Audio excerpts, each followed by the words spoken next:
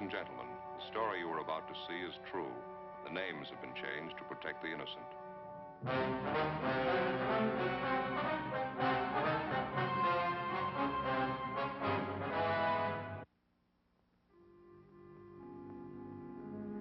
This is the city. From one night to the next, it's never the same. They make it that way.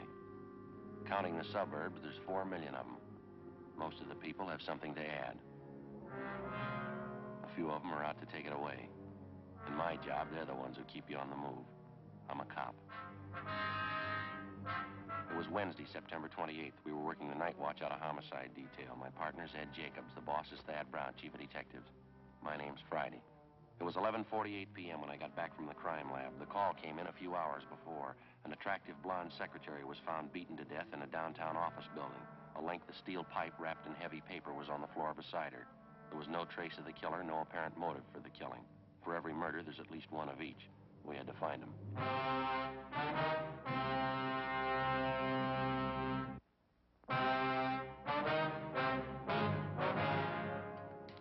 Hi, Opie. Hi, Joe. You seen Jacobs around the last half hour? I was supposed to meet him here. Yeah, he's come and gone. Still around the building now. He just had a call. Oh, what about? Do you know? Yeah. He was on that killing tonight. Call came from one of the cruiser cars checking the neighborhood down where it happened. Mm-hmm. They find something? Picked up a guy about 3 blocks from the murder scene. He was acting suspicious. Been in the cruiser car. Figured maybe you'd want to talk to him. They're bringing the man in now, are they? Yeah, You've been over checking at the crime lab? Yeah, there's not much. The murder weapon's all we got so far. A piece of pipe with heavy manila paper wrapped around it. Latent prints do any good? Well, they lifted a lot of fingerprints. They all belong to the victim. None of them are foreign. Have you got a toothpick, Joe? I had corn on the cob for dinner tonight. Yeah, there's sure. Usually some in this top drawer, isn't it? Yeah, there you go. Well, thanks, Joe. I understand it wasn't much to look at, the killing, I mean. It was a pretty vicious thing. The girl took a terrible beating. Who found the body? One of the scrub women in the building. It was an office up on the 9th floor. Import-export company. Victim was a secretary there. Pretty girl. She dead long? Must have happened around 7 o'clock tonight, I figured. It's just a guess. What's the girl's name? She been identified yet? Yeah, Adele Pryor. Her boss is out of town. She was working in the office alone. No one suspicious was seen entering or leaving the office around the time of the murder. No one we know of, anyway. It's going to take a lot of checking. Any ideas what the motive could have been? Well, it wasn't robbery. They didn't keep any cash in the office. And as far as we know, the girl wasn't carrying much money. We'll start making the rounds in the morning, checking with her friends, see what we can pick up. Hi, Joe. Hi, how are you, Ed? Bring the guy in yet, Ed? Mm-hmm. Lopey brief you about it, Joe? Yeah, a cruiser car picked up a suspicious-looking guy out near the scene of the murder. That about the size of it? A little more than that. They found the man beating his head against a brick wall in a back alley, about 2 blocks from the office building where we found the body. Mm-hmm. Guy had been drinking heavily when they picked him up. He was pretty far gone. Kept mumbling something about how he didn't deserve to live, how he was a murderer, killer, not too coherent. Did they ask him about the dead girl, Adele Pryor? Yeah, but the stuff he said didn't make much sense. He sobered up a little since they picked him up. Might as well see what we can get out of him before we book him in, huh? Got him in the interrogation room now. Okay, we'll give it a try. Any calls come in, you know where to find us, Loafy, huh? Right, Joe. See you later. All right, thanks. Joe? Yeah. You check the crime lab? Mm-hmm. About all we're sure of is a murder weapon. No prints, no other physical evidence. Maybe it won't matter. You got half an idea we might have the killer now. The guy they picked up, how'd he figure? Just a hunch. I don't think he's drunk as he pretends. Well, we're going to have to place him a lot closer to the murder scene than 2 blocks away. We can't prove a thing the way it stands. I was downstairs when they brought the man in and talked to him while we were bringing him up to the interrogation room. Mm-hmm. Told me he knows the dead girl. All right. Said he was with her an hour before she died.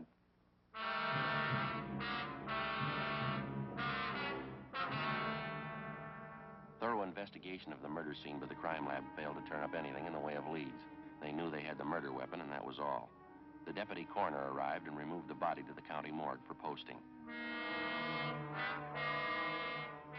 At 10 o'clock that night, 3 hours after the approximate time of the Pryor girl's death, officers in a cruiser car patrolling the area found a drunken man butting his head against a cement wall and muttering incoherently about a murder. The man was picked up and taken downtown to the interrogation room where Ed and I questioned him. We talked to him a full hour before he began to make sense. He gave his name as Robert French, age 34, an unemployed engineer. While we questioned him, Becker and Encinas from Homicide checked the hotel room where French had told Ed he was staying. I don't know. I guess I had 3-4 drinks at Dusty's place, and I went down the street to the Blue Canary. Had some more drinks there. I don't remember what happened after that. I wasn't feeling so good. You say you were drinking at Dusty's place around 7 p.m., isn't that right, French? I suppose so. I wasn't watching the clock. I guess it was around 7. Did you talk to anybody while you were in the bar? No, No, just a bartender. His name's Sarge. I don't know his last name. He'll tell you I was there. What time was it when you got to Dusty's place, Frank? Couldn't tell you. For sure, about 6:30. Sarge would probably tell you. The bartender would tell you. A little while ago, you told us you knew Adele Pryor. Yeah, I knew her. I used to work for her husband. Rex's husband. I mean, they've been divorced 7, 8 years now. You said you saw Adele Pryor in her office late this afternoon, French. What was the reason for the visit? I borrowed a couple of dollars from her. She was always pretty good that way. Nice kid. I don't know anybody want to kill her like that. How about the show you were putting on out in the street tonight, French? Beating your head against that wall. Now, what was that all about? Drunk.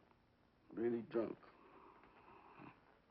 Just so I want to kill myself. Just lay down and die. Well, how's that? You remorseful? You felt sorry for something you'd done? Is that it? Oh, I don't know. I don't think any special reason for it. When I get that way, I just keep thinking I want to die. I haven't got the nerve for it, though. Like my old man used to say, I got the nerve to do anything right. I just wasn't born that way. I guess that's it. You use narcotics, French? No. I ain't even got the nerve for that. Booze, that's all. That's good enough for me. Hey, think we can go out for a cup of coffee, maybe? I could use it. We can have some brought in. Do you want to check with Lope? He's usually got a pot on the stove in there, huh? Yeah, okay. And see if those 2 men have checked back in yet, will you? Right.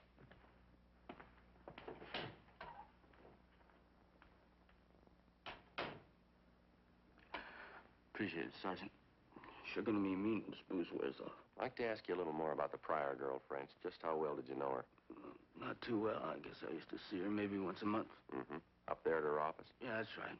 Nice girl. Whenever I was broke, I could always depend on her for a couple of bucks. I liked her. Nice person. Did you ever go out with her? Oh, no, never did. No romance stuff. I didn't like her that way. She was a good person. We got along okay. Want a cigarette? No, thanks. Mouth's full of cotton already. How about this business of Adele Pryor lending you money? She think quite a bit of you, did she? Well, I did her a couple of favors once when I was working for her husband, and she was still married to him. She was going out with a guy she liked on the side. She was out with this guy once. I saw them together, and she asked me not to say anything, so I didn't. Before she got a divorce, I used to cover up for her all the time. She never forgot it, I guess.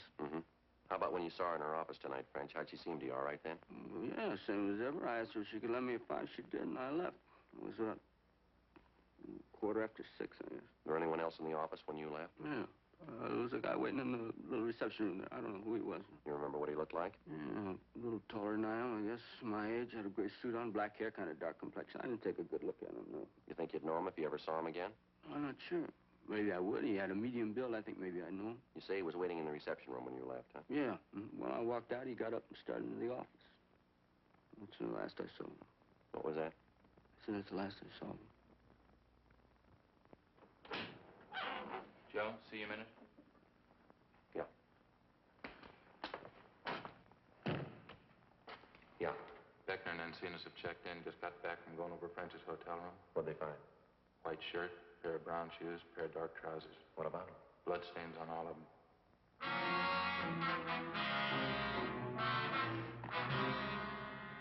The stained pieces of clothing found in the suspect's hotel room were delivered to Lieutenant Lee Jones at the crime lab for detailed examination. We had French checked through R&I. He had no previous criminal record. Ed and I continued to question the suspect until 4 a.m. He denied any knowledge or complicity in the killing of 28-year-old Adele Pryor. He told us the blood-stained clothing in his hotel room was the result of an accident that he'd been in 2 weeks before when he'd been drinking heavily. French kept insisting that we check on the dark-haired man who'd been waiting in the reception room of the Pryor girl's office the night before when French left her. We gave the description of the unidentified suspect along with the M.O. to the stats office, requesting them to furnish us with any information regarding any assaults or any solved or unsolved murder. At 4:15 a.m., we booked in Robert French at the main jail on suspicion of 187 PC, murder. The next morning at 10 a.m., the legwork began. Lopez and Beckner from Homicide started checking on the background and the alibi of the suspect, Robert French. It didn't hold much water. None of the people at either of the bars where French said he'd been drinking at the time of the murder could definitely vouch for his presence, but they all volunteered the information that no matter how much he drank, French was never violent toward other people, only himself. Lopez and Beckner continued investigating the suspect while Ed and I checked on the background of the victim, Adele Pryor. At 8:25 p.m., we got back to the office. Hi, I've been waiting for you two. Wolpe? You and Beckner do any good? Nothing to celebrate over. Long day, tired feet. Anything new at all? Maybe French is our man. You can't prove it by me. Every place we checked, everybody we talked to, the same answer. Yeah. He's a smart guy with a good education. He's on the bottle and out of work. Everybody seems to like him. He gets drunk, but he never bothers anybody. That's about the worst anybody can say about him. He drinks too much. How about his being friends with the dead girl? Did you dig up anything there? Yeah, but it only proves he was telling you the truth. As far as we could find out, there's nothing going on between the two of them. Everything we got, it only verifies what he told you. He had no interest in the girl except to borrow off her when he was broke. Mm-hmm. You got in touch with the girl's ex-husband, did you? Yeah, but we couldn't add anything. We're all clear there. By the way, Lee Jones called from the crime lab just before you came in. What do you have, Lope? Well, he finished testing the blood stains on those clothes they found in French's hotel room. None of the stains on them matched the victim's blood type. Another dead end. It's hard to figure. Sure got me stopped. Oh, this just came in.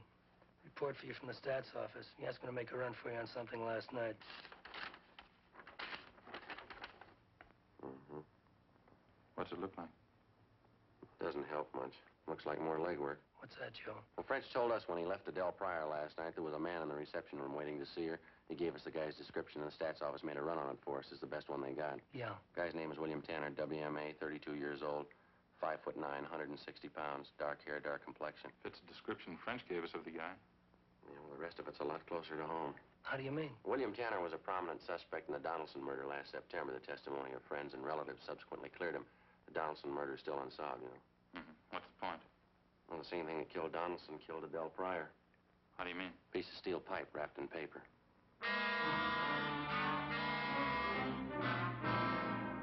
To the working detective assigned to examine a criminal case, the element of coincidence, when it occurs, generally serves to complicate any investigation.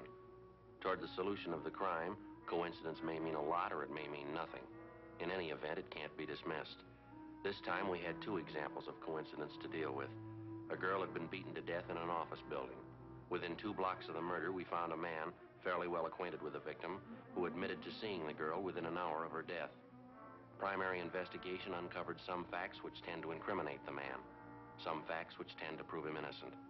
Is his presence in the immediate neighborhood of the killing only coincidental, or was he there at the particular time for the purpose of murder? We didn't know.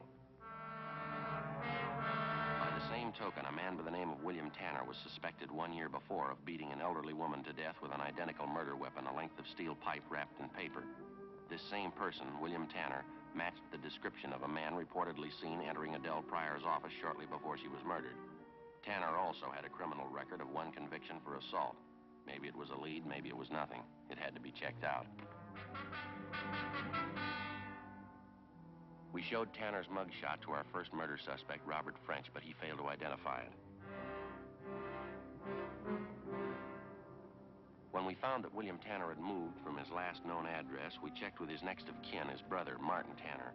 He was with the city fire department. We found him on duty at the neighborhood fire station on Norwich Avenue. No, I'm afraid not, Sergeant. Haven't seen my brother Bill in 3 weeks now.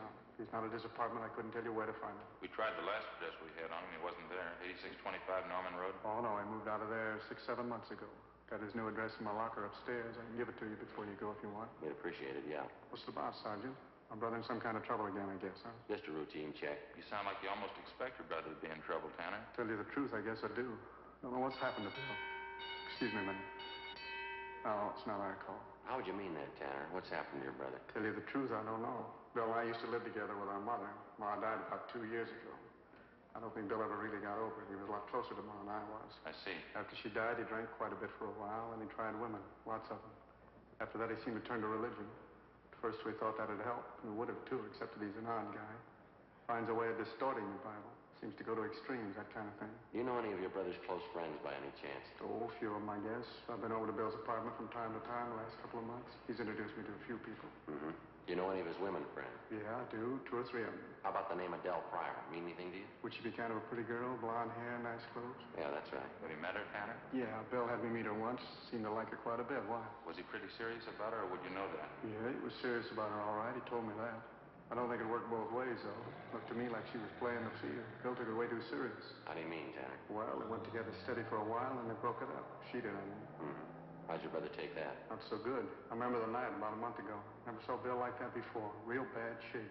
Wasn't drinking either. That's so? Never saw Bill like that in my life. Like what, Tanner? Off his head, he could have gone out and killed the girl.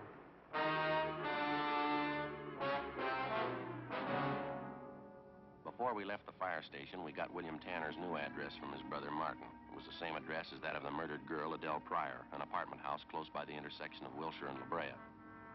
Tanner's apartment was on the 3rd floor, just down the hall from the Pryor girl's apartment, but Tanner wasn't there. The apartment house manager told us that he'd moved out the night before without leaving any forwarding address. Ed put in a call to the suspect's place of business, an industrial chemical company where Tanner was employed as assistant office manager. What was the reason, sir? Oh, I see. Uh-huh. Yeah. Well, thank you very much, sir. We'll be checking with you later. Bye. What'd he say? Tanner left yesterday, quit without giving notice. Told him he had a better job lined up. Where? South America.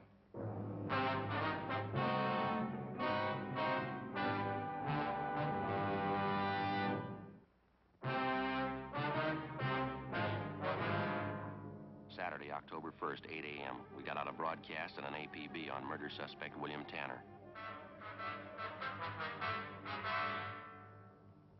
We checked with the local U.S. State Department office, but they had no record of granting a passport recently to a William Tanner to travel in a South American country. We talked to the various consulates in the city representing South American nations, but none of them had issued a visa to a William Tanner recently or anyone answering his description.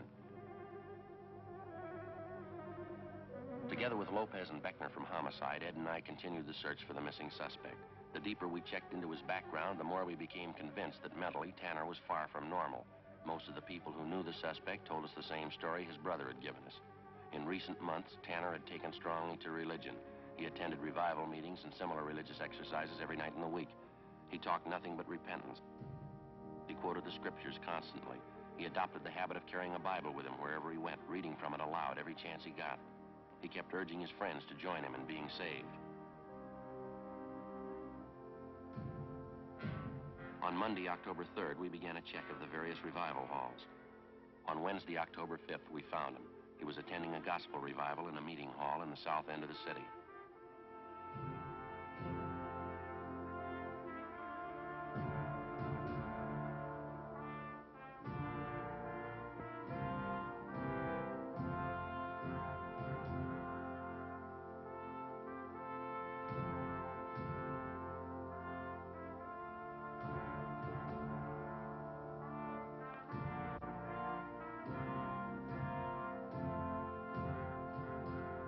He told us he had a room in a small hotel directly above the meeting hall, but he seemed reluctant to take us up there.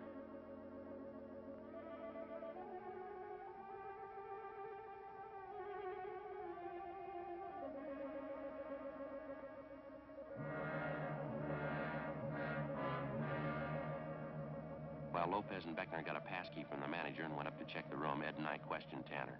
I was sorry to hear about Adele, what happened to her. It's a terrible thing, isn't it? Yes, sir. We understand you knew Adele Pryor fairly well, Mr. Tanner. That correct? Yes, that's correct. I liked her quite a bit at one time. We used to see a lot of each other.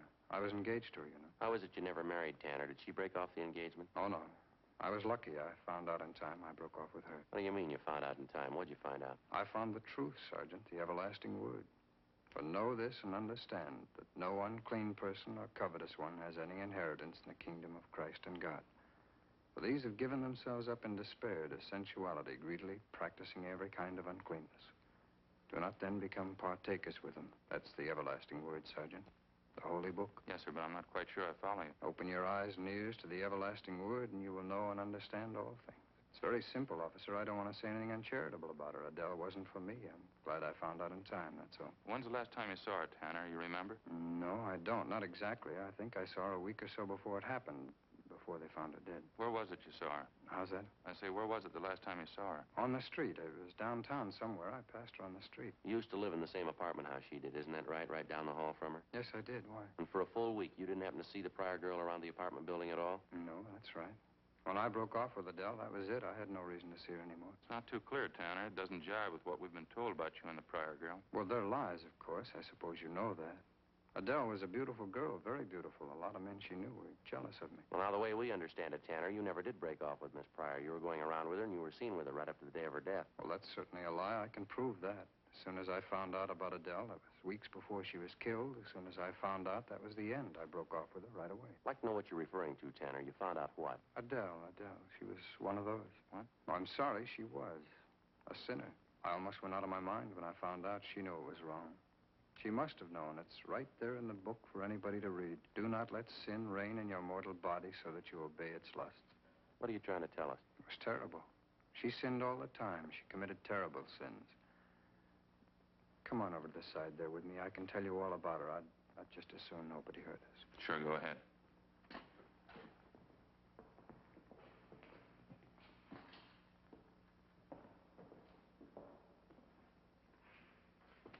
This will be all right here. Just one question before you get started. Yes? Did you ever visit Adele Pryor at her place of business downtown at her office? No, I never did. Why? Did you visit Adele Pryor at her office the day she was killed? Well, the Lord is my witness, Sergeant. I have nothing to fear. Why should you ask me that question? We have a report you were seen going into the office less than an hour before the Pryor girl was murdered. I'd like to have you clarify that for us, if you would. Why, certainly, it's a lie. You sure you weren't in that office with her just before she died? Let me tell you about her sins. There was never anything as evil as this, Sergeant. Is that right? Yes, it was a terrible shock. I liked Adele. I think I loved her. We'd been going out for 2 months. Sometimes I'd take her here so she could learn about the everlasting word, so she could know about the terrible sins some people commit. Drinking and parties and carrying on. Things that no one should do, especially girls like Adele. Beautiful girl. How can you be sure she was doing anything wrong, Tanner? Do you have any real proof of it? Everything, Sergeant. Just knowing she was sinning against the Lord. Did you know of any of the other men she went out with? They were sinful, I knew that. They only liked Adele because she was beautiful. Did you know any of the men? Did you know for a fact there was anything wrong? I knew everything, Sergeant. She was a beautiful girl, and I thought she was a woman of the Lord, and I wanted her for my wife. But she gave in to sin. I guess that's her business, Tanner, how she lived. We're trying to find out how she died. Well, just let me tell you about it. I'd lie there in the dark in my room upstairs and wait to hear her come in down the hall. It was always late. 2 and 3 o'clock in the morning, I'd hear her come in. Well, you still haven't told us, Tanner. What about the men she went out with, the Pryor girl? Slaves of the devil, every one of them. All right, you want to tell us, mister, how about it? Is that what made you do it? Oh, wait a minute. You don't wait to listen. You say, made me do it. Made me do what? I think you know what I mean, Tanner. You want to tell us now? It's a terrible thing, all this sin around us. It's a grave thing, the whole world. There's not one just man. There is none who understands. There is none who seeks after God. There's none who does good. No, not even one. Their throat is an open sepulchre, and with their tongues they have dealt deceitfully. The venom of asps is beneath their lips. Their mouths are full of cursing and bitterness. Destruction and misery are in their ways, and the path of peace they have not known. There is no fear of God before their eyes. No fear of God. Well, yes, sir. We'd still like an answer to our question. Maybe we could talk it out a little better downtown. The wisdom and the knowledge is here and now. I knew Adele and her terrible sins. They had to be paid for. Adele had to pay for every one of them. You want to get to the point, mister. Now, what is it? What are you trying to tell us? The grace of our Lord Jesus Christ and the charity of God and the fellowship of the Holy Spirit be with you all. Amen. She sinned and she died. Yeah. In the name of God, in the name of our Lord. Amen. I killed her.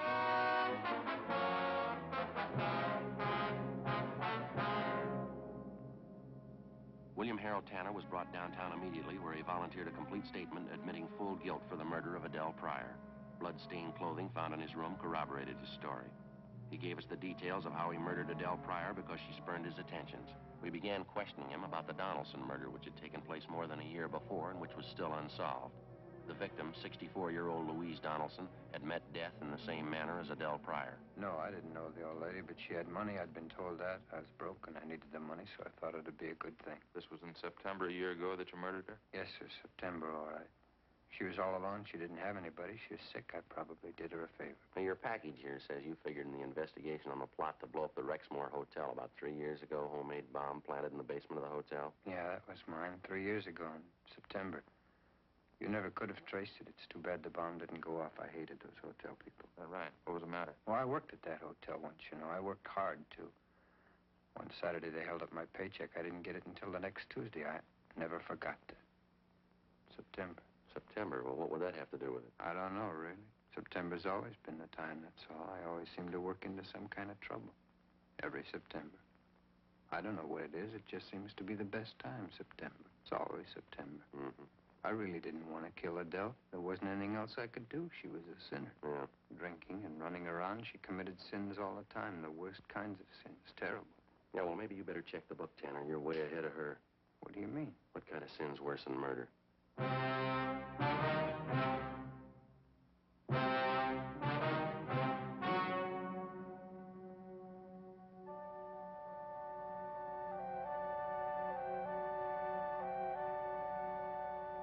On January 10th, trial was held in Superior Court, Department 87, City and County of Los Angeles, State of California. In a moment, the results of that trial.